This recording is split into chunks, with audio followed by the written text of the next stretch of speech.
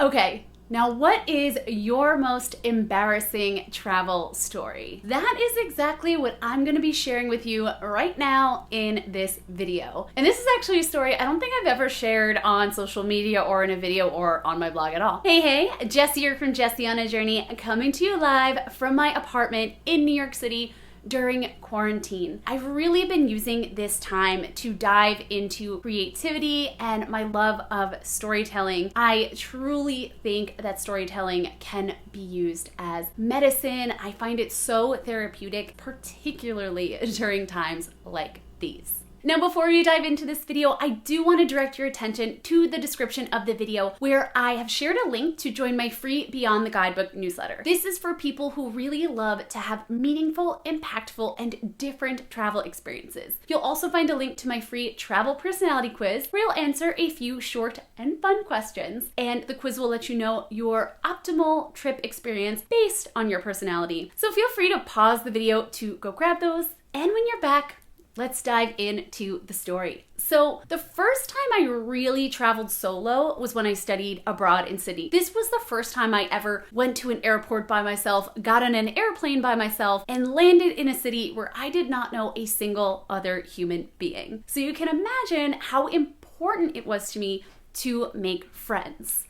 And my cat, by the way, also really loves stories. So anyway, I was really fortunate that I went to a state school and they set us up with an orientation group with other people who also went to state schools. So it made it a little bit easier to meet people. I did end up meeting a group of girls where I was like, yes, perfect. I could totally be friends with these ladies. We decided that night that it would be a great time to go out in Darling Harbor. It was the weekend, it was a Saturday, so we got all glammed up. One of the girls had other friends who she invited out. We had a group of about 15 of us going out in, again, Darling Harbor, where probably thousands of people are out on a Saturday night. Now, we go to this club, we have a great time, we dance, we laugh, we have a few drinks. With what I'm about to tell you, you might think that I probably had 100 drinks, but actually it was only a few. It should have probably been more, it would make it less embarrassing, but anyway, I was maybe slightly tipsy, but I wasn't really that drunk for what happens next. So at some point in the night, we decide that, you know what, let's stop spending a ton of money and go back to someone's apartment and hang out there. So we leave the club, we're walking past all these beautiful fountains that are in Darling Harbor along with thousands of other people. And someone in our group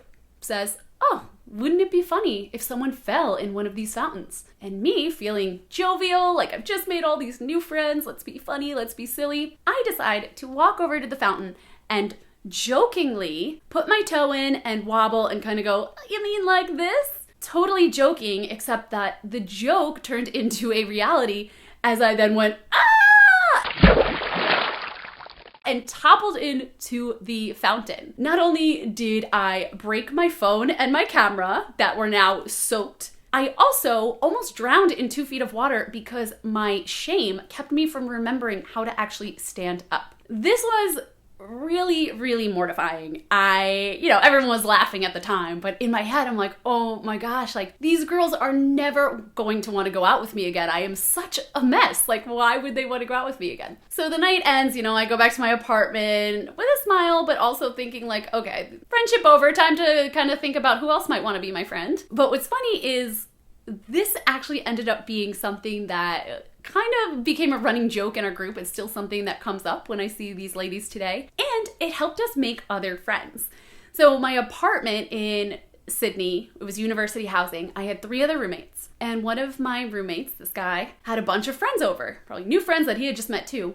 But I left my room, was going in the fridge to get a snack, when I hear one of the guys say, I can't stop laughing about seeing that girl fall in the fountain last night. And I turn around and I'm just like, hey person I've never met, I'm that girl.